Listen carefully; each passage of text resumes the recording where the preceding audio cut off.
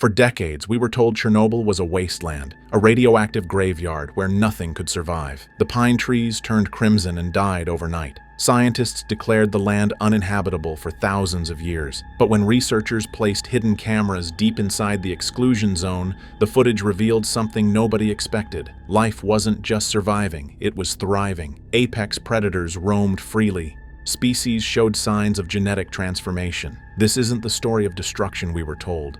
It's an account of nature's unexpected resilience in one of Earth's most contaminated places. If you want to see more incredible stories like this, make sure to subscribe. Now let's dive into what really happened at Chernobyl. April 26, 1986. During the early morning hours at reactor number 4, engineers initiated what should have been a routine safety drill. Instead, the control mechanisms malfunctioned catastrophically. Temperatures spiraled beyond safe limits. Internal pressure surged uncontrollably. Without warning, an explosion ripped through the facility, launching the roof skyward as brilliant light pierced the darkness. A shockwave rippled through the earth beneath workers' feet. Most couldn't comprehend the magnitude of what had just occurred, but radioactive particles were already ascending into the atmosphere, forming an invisible threat that would drift for miles. Over the nearby city of Pripyat, this unseen cloud moved silently through the night. Residents awakened to an unusual glow illuminating the horizon. Many assumed they were witnessing an ordinary industrial fire. People gathered on their balconies, watching smoke spiral upward. Authorities issued no evacuation orders. No warnings were broadcast. Most residents returned to bed, unaware of the danger surrounding them. Parents prepared their children for another normal school day. Kids grabbed their backpacks. Families ate breakfast together. The lethal danger surrounded them completely, yet remained imperceptible to human senses. By morning, the first symptoms began appearing. People felt unusually tired. Some experienced nausea. Others noticed strange tastes in their mouths. Still, most went about their daily routines, not understanding that their lives had already changed forever. The explosion at Chernobyl had released more radiation into the environment than anyone initially realized. What started as a failed safety test had become one of the worst nuclear disasters in human history. And this was only the beginning. As dawn arrived, residents began experiencing disturbing symptoms. Skin developed painful burns. Severe headaches emerged. A metallic taste lingered in people's mouths. Children complained of feeling sick. Adults struggled with sudden exhaustion. The invisible enemy was taking its toll. First responders rushed to the facility with inadequate protection. They had no idea what they were walking into. Firefighters scaled the damaged structure and traversed burning radioactive graphite, completely unaware of what it contained. Through intense heat, thick smoke, and chaos, they battled the flames with remarkable courage. Many of them would pay the ultimate price for their bravery in the days and weeks that followed. Within hours, evacuation buses lined Pripyat's streets. Officials finally instructed residents to leave temporarily. Gather your identification, pack minimal belongings. You'll return within a few days. Families departed quickly, leaving everything behind. Toys remained scattered on children's beds. Dinner plates sat untouched on kitchen tables. Textbooks lay open at students' desks. Family photos stayed hanging on walls. Almost everyone believed their absence would be brief. None would ever return home. The city fell into eerie silence. Windows gradually shattered in their frames. Paint deteriorated and flaked away from buildings. The amusement park's Ferris wheel stood motionless, overlooking empty streets where children once played. Adjacent to the plant, the pine forest underwent a dramatic transformation almost instantaneously. Needles shifted to a deep red hue. Birds vanished completely from the area. This zone became known as the Red Forest. Among the most contaminated locations on our planet, Chernobyl had transformed from a thriving Soviet city into a frozen moment in time, a haunting reminder of how quickly everything can change. While the surface explosion shocked the world, an even more catastrophic scenario was developing in the flooded chambers beneath the damaged reactor. Water from the plant's cooling system had pooled in the basement levels. Above it, liquefied nuclear fuel was gradually burning through the concrete foundation, moving downward like molten lava. If these substances made contact, the resulting steam explosion could annihilate what remained of the facility and spread deadly radiation across multiple nations throughout Europe. The only solution? Drain the water reservoir before it was too late. But the control valves were submerged deep within the contaminated chamber. Machinery couldn't navigate the flooded passages. Remote equipment failed in the harsh conditions. Human intervention was the sole option, and it would require someone to volunteer for what many believed was a suicide mission. 3 plant workers stepped forward: Alexei Ananenko, Valery Bespalov, and Boris Baranov. They understood the radiation levels they would face in those flooded tunnels. They recognized the mortal danger awaiting them below. Yet they volunteered anyway because they believed their actions might prevent a continental-scale catastrophe. Equipped with diving suits and small flashlights, they descended into the pitch-black passages. Water reached their chests as they waded forward. The corridor was cramped and irregular, filled with floating debris. The sound of rushing water echoed through the pipe system as they navigated by memory of the plant's layout, searching through the darkness. When they finally located the correct valves, they manually opened them with their tools. The water began draining away. By eliminating this threat, they drastically reduced the probability of a secondary explosion. Their courage potentially saved millions of lives throughout Europe. For decades, people believed all 3 men died shortly after. Later records revealed a different story. 2 survived for many years. Following the initial emergency response, waves of workers arrived at Chernobyl, eventually numbering in the hundreds of thousands. They became known as the liquidators. Soldiers, engineers, miners, medical personnel, construction workers, and ordinary civilians. Most had led regular lives before receiving their assignment. They had families, jobs, and dreams. Now they were being asked to confront an invisible enemy that could kill them slowly over time. Their mission had evolved from rescue to containment and stabilization. The facility grounds were littered with contaminated materials and destroyed components. Radioactive debris covered rooftops and open areas. Teams received specific assignments, each task small individually, but collectively crucial for securing the zone and preventing further disaster. Some workers operated specialized equipment to clear debris. Others conducted radiation measurements, carefully documenting contamination levels across different areas. Contaminated waste was transported to designated containment areas built specifically for this purpose. Since machinery couldn't access many locations safely, workers performed tasks manually, often with minimal protection. They operated under strict time constraints and brief shift rotations to minimize exposure. Instructions were precise and non-negotiable: where to walk, where to position themselves, exactly when to evacuate. A single error could prove fatal. Despite protective protocols, the work was physically and mentally exhausting. Many workers later described the profound quietness that pervaded the site during operations. It was an eerie silence, broken only by the sound of machinery and shouted instructions. Construction teams erected massive barriers around the most hazardous sections. Concrete blocks weighing tons were positioned carefully. Steel frameworks were assembled piece by piece. Containment walls were built to shield dangerous zones from the outside world. This infrastructure reduced airborne radiation and protected workers conducting subsequent cleanup phases. The objective wasn't to reverse the damage.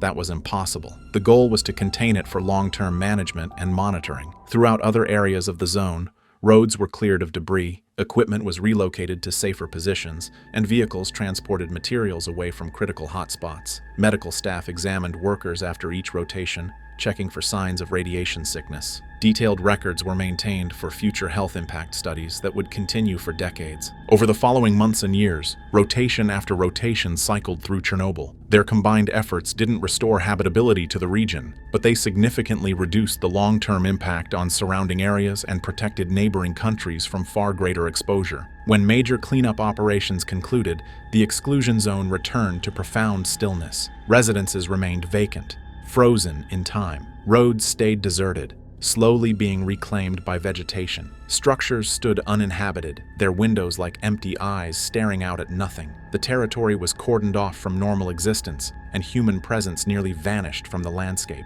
For years, people assumed nothing could live there. The radiation was too intense, the environment too hostile. Life, they believed, had been erased. In that quietude, something unexpected gradually emerged.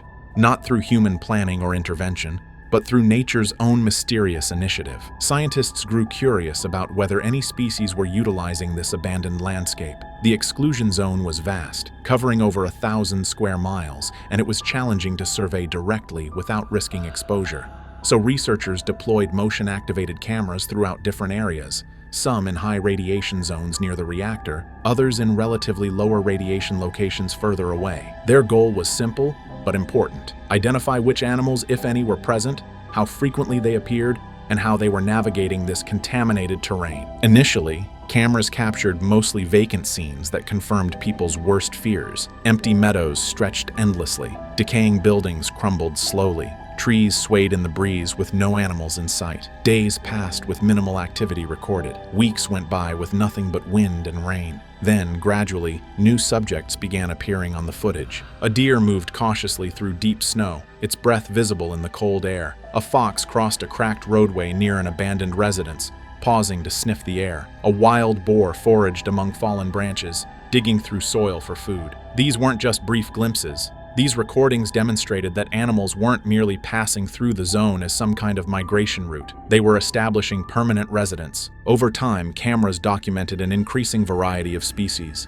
deer in large herds, elk moving through clearings, wild boar families, foxes hunting near buildings, wolves traveling in packs, and various bird species nesting in quiet areas. Some species hadn't been observed in the region for years prior to the disaster. Others appeared in unexpectedly high numbers that surprised researchers. The footage enabled scientists to analyze habitat preferences and behavioral patterns. Were animals favoring abandoned settlements? Did they prefer open terrain or dense forest? The answers would challenge everything they thought they knew about radiation and life. The camera footage proved particularly valuable for tracking wolves, which had established extensive presence throughout the exclusion zone and maintained stable populations there year after year. This discovery stunned the scientific community. Wolves, as apex predators, require large territories, abundant prey, and healthy ecosystems to thrive. Yet here they were, living and breeding in one of the most radioactive places on Earth. Recordings showed adult wolves traveling in coordinated family groups,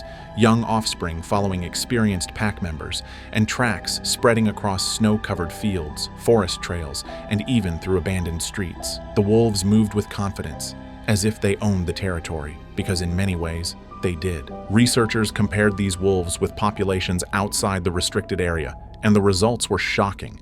The wolf population density within the zone exceeded all projections, even in sectors where radiation persisted measurably in soil and vegetation. Several factors explained this unexpected phenomenon. The complete absence of hunting meant wolves faced no human predation. No agricultural activity meant their habitat remained undisturbed. Minimal human disturbance provided wolves with expanded territory and undisturbed space for raising young without interference. Perhaps most importantly, abundant prey populations had also returned. Deer and wild boar roamed freely throughout the zone, supplying more than sufficient food sources for growing wolf packs. Without human hunters competing for these animals, the entire food chain had rebalanced itself. But cameras documented far more than just wolves. The exclusion zone was teeming with life. Foxes denned near crumbling structures, utilizing buildings as shelter. Elk grazed in vast clearings where farms once stood. Wild boar wallowed in wetlands, their populations exploding without hunting pressure. Birds nested in undisturbed locations, raising multiple generations successfully. These recordings revealed that wildlife wasn't returning in token numbers or struggling to survive. Multiple species were coexisting again in remarkable density, forming a comprehensive, functioning ecosystem. Researchers emphasized this didn't signify the exclusion zone was hazard-free or that radiation posed no threat. Radiation absolutely remained present in portions of the environment, and species responded variably to these conditions.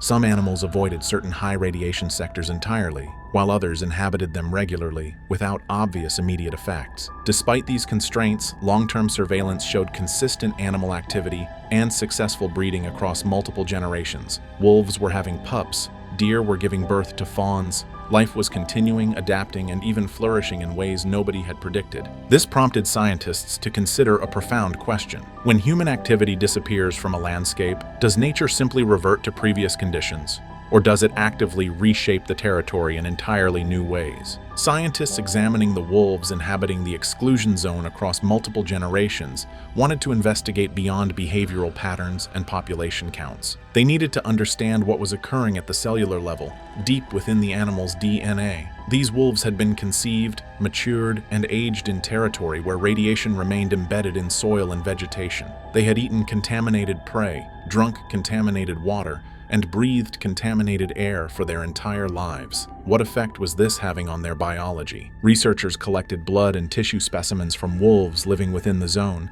then compared them with samples from wolves in uncontaminated regions distant from Chernobyl. The analysis revealed something extraordinary: distinctive variations in the DNA of Chernobyl wolves that set them apart from their counterparts elsewhere. Some differences appeared connected to immune system function, the biological defense mechanism responsible for protecting against disease and cellular damage. The wolves exhibited genetic patterns suggesting their bodies were responding uniquely to environmental stressors in ways that might help them cope with the radiation exposure. This didn't indicate perfect health or immunity from risk. The wolves weren't superhuman or super canine. Rather, it demonstrated their biology was adjusting across generations through natural selection. Wolves whose genetic makeup allowed them to better handle the stress were more likely to survive, reproduce, and pass those traits to offspring. Scientists characterized these discoveries as adaptation indicators occurring in real time. The wolves weren't developing universal enhanced resistance, nor were they completely radiation-proof. However, their DNA displayed traits occasionally observed in animals inhabiting challenging or stressful environments, traits that might provide slight survival advantages. Research expanded to additional species throughout the zone. Studies on various bird populations and smaller mammals also identified genetic variations in some groups. The effects varied dramatically across species and even between populations of the same species. Some modifications appeared potentially beneficial, possibly helping animals repair cellular damage more efficiently. Others showed no clear advantage that researchers could identify. A few genetic changes might actually generate long-term complications that wouldn't become apparent for many more generations. Outcomes depended heavily on multiple factors: the specific habitat location within the zone, radiation concentration at that particular site, how long animals spent there, and critically, the number of exposed generations. A bird passing through briefly faced different pressures than a wolf pack living there permanently. This demonstrated that existence within the exclusion zone was profoundly complex, and ecological recovery followed neither simple nor uniform pathways. There was no single story of adaptation. Instead, there were thousands of different stories playing out simultaneously across different species. While forests have regenerated and wildlife populations have rebounded dramatically, the same territory continues harboring serious risks from the original accident, explaining why scientists maintain careful monitoring today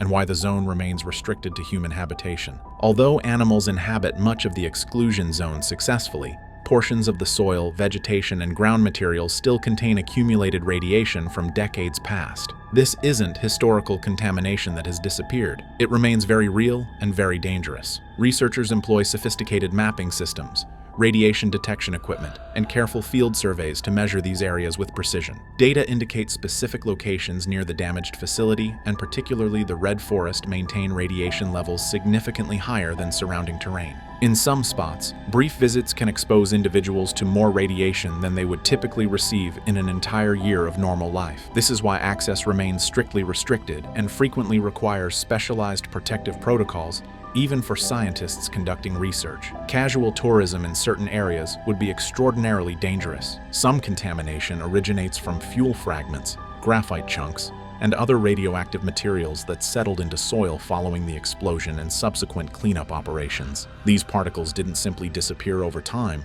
Over the decades, precipitation has moved some particles deeper into the ground. Wind has redistributed surface contamination. Ground movement from freezing and thawing cycles has shifted materials around, creating new concentration points in unexpected locations. Consequently, radiation levels throughout the zone don't remain static or uniform across all areas, necessitating continued monitoring and updated safety maps. Certain radioactive elements present in the soil decay extremely slowly. We're talking about half-lives measured in decades, centuries, or even longer. Plutonium-239, for example, has a half-life of over 24,000 years. Cesium-137, another major contaminant, has a half-life of about 30 years, meaning it will take centuries before it decays to negligible levels. This explains why experts maintain that the exclusion zone will require long-term observation, controlled access, and regulated land use indefinitely, despite wildlife's successful adaptation to living there. Chernobyl represents a profound contradiction that challenges our understanding of nature and danger. It's simultaneously a damaged environment still carrying lethal hazards and a functioning ecosystem where animals, plants, and forests continue flourishing without human settlement. The site demonstrates how life transforms and adapts when people abandon a landscape, while simultaneously reminding us how enduring and unforgiving the consequences of a single catastrophe can be. The radiation doesn't care that wolves are thriving. It doesn't disappear because deer are grazing. The danger remains, patient and persistent, waiting beneath the surface. Even decades later, Chernobyl persists as a location embodying both warning and resilience, where nature demonstrates remarkable adaptation, while danger continues existing beneath the surface, creating a landscape unlike anywhere else on Earth. The exclusion zone reveals uncomfortable truths about our technological capabilities and their limitations. It shows the lasting consequences of our decisions and the profound impact a single mistake can generate across generations. One failed safety test, one series of errors, altered an entire region for thousands of years. Families were displaced forever. Lives were lost. A landscape was fundamentally transformed. Yet simultaneously, Chernobyl reveals nature's extraordinary capacity for recovery and adaptation. When given space and time away from human interference, ecosystems can reorganize and rebuild themselves, even under conditions scientists once deemed completely impossible for survival. The return of wolves, the thriving deer populations, the forests reclaiming abandoned streets, all of it demonstrates life's resilience. The wolves, deer, wild boar, and countless other species now calling Chernobyl home aren't living in paradise. They face challenges and risks we're still working to fully understand. Radiation affects them in ways both visible and hidden, but their presence demonstrates that life finds pathways forward, even through our most devastating failures. This abandoned territory has become an accidental wilderness, a place where we can study what happens when nature operates without constant human pressure. The data gathered there informs conservation efforts worldwide and challenges our assumptions about environmental damage, recovery timelines,